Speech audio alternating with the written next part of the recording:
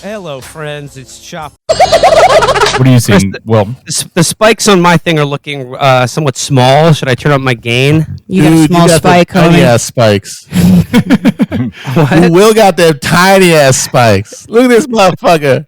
Urgent. This is Nancy Pelosi. Will's spikes are smaller than ever. Can you help out? We have never seen spikes this small. I'm 193 years old. My husband just drunk drove while Benny Hill music was playing. He crashed right into a vineyard, and his pants fell down, and he burst open a wine casket, and his erect cock went right into the hole, and his eyes bugged out as wine went down his urethra. He's 107 years old. I've never seen anything like this. I've never seen the country in such a state. Can you send $25? Your levels look good, Will.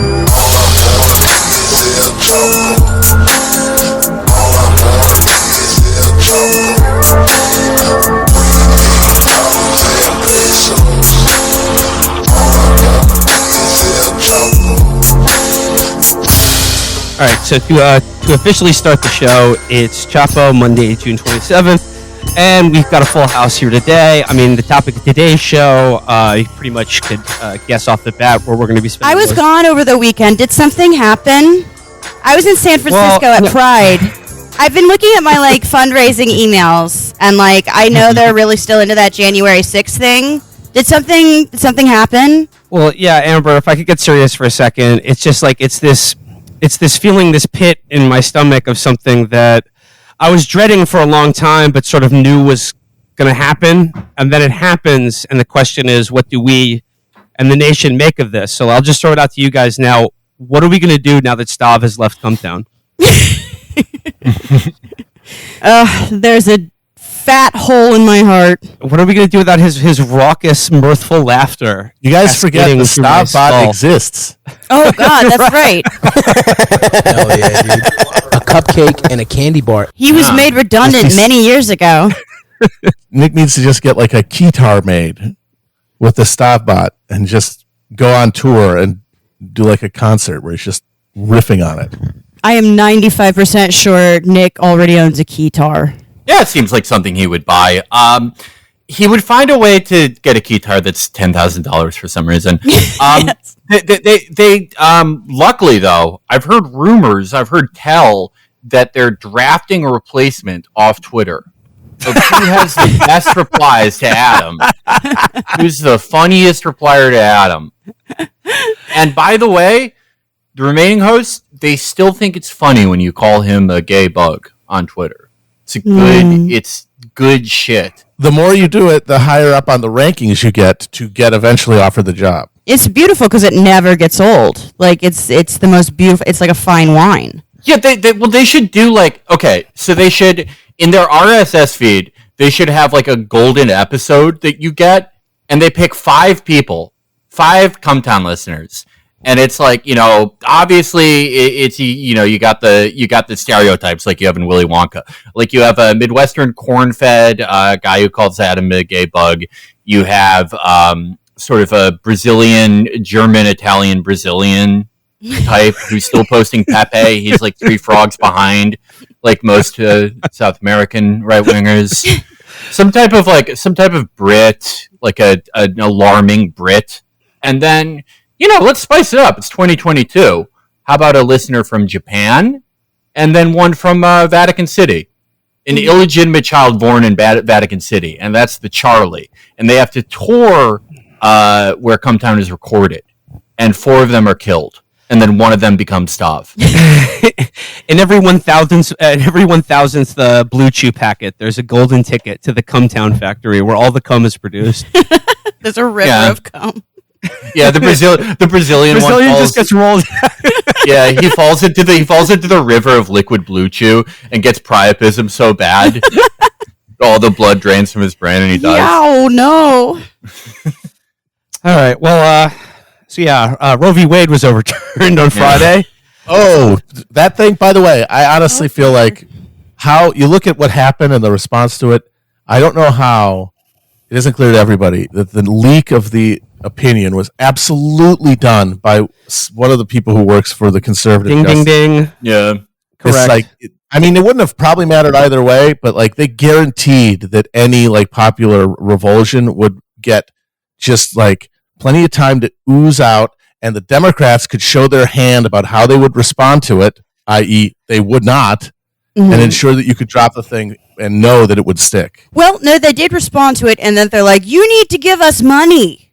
We need money to fight." Right, that's this." just it. Like they know that there's nothing the Democrats will do to actually impede their ability to, enforce this now forever. Because, all they can do is ask for money, which can only go to what? Help not elect Democrats? That's the thing. The money doesn't elect Democrats, even if you thought it was going to work. The thing is broken. How many millions of dollars was spent on failed Senate campaigns in 2020? This is literally just a way to keep this, like, parasitic class of party apparatchiks paid. Yeah, I think at this point they're just burning it to heat Nancy Pelosi's home.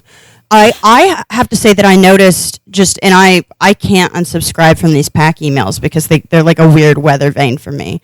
And I subscribe to like some of the psychotic ones and some of the sort of more mainstream, bigger ones. I saw, and whatever, this is anecdotal, I saw less appeals for fundraising after it was overturned, because they just I think they just threw in the towel on that one. I've seen more on January 6th hearings since it happened. And again, only been a couple of days. Wait a second. Did you know that there's going to be a surprise guest at a surprise January 6th hearing tomorrow that's going to blow the lid off abortion rights in this country? It's coming back. They're getting Clarence Thomas's wife to testify, and she's going to resign from his marriage and life. And he's going to then resign and commit harikari because of the dishonor that he's done to the country, and then boom, we're in gravy. What's the word they like to use? Straightforward from here. Mm-hmm. Yeah. He's going to use the ceremonial family sword that's shaped like a pube. Well, the fundraising bricked though. So after the memo was leaked, they raised less funds in a weekend than they did in the hour after RBG died, which is, there's always going to be enough money to pay for TV ads that don't fucking do anything, that pay for consultants, but they're getting diminishing returns. You can only get elected and do barely anything so many times before you tap people out. And to that end, I feel like there is a current of dissatisfaction with the under 30 libs, the people who, for good-hearted reasons, spent their hard-earned time and money to go to Georgia in January of 2021 and elect Warnock and Ossoff.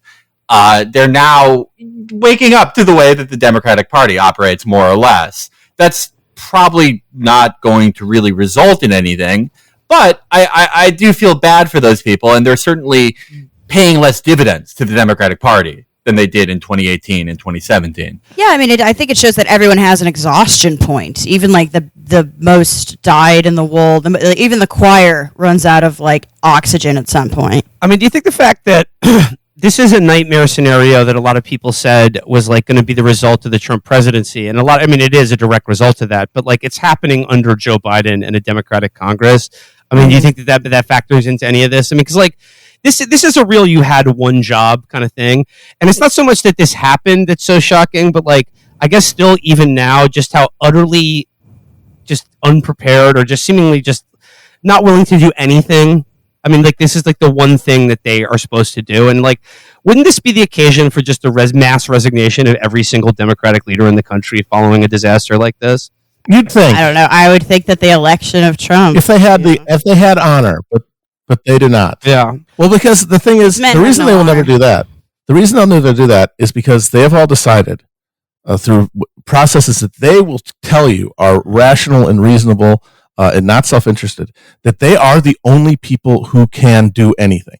They're the only people who can be in those positions to get the least bad outcome. If you had anybody else in there, the world would be over at this point. They are the only things standing in front of Armageddon.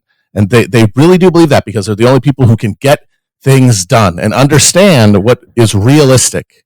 But of course, that just means that they have convinced themselves how to allow anything to happen as long as it keeps them in their position, because that's the greater good as they imagine it. But no, I'm afraid not. That's not how it works. You're literally 900 years old. You don't know where you are.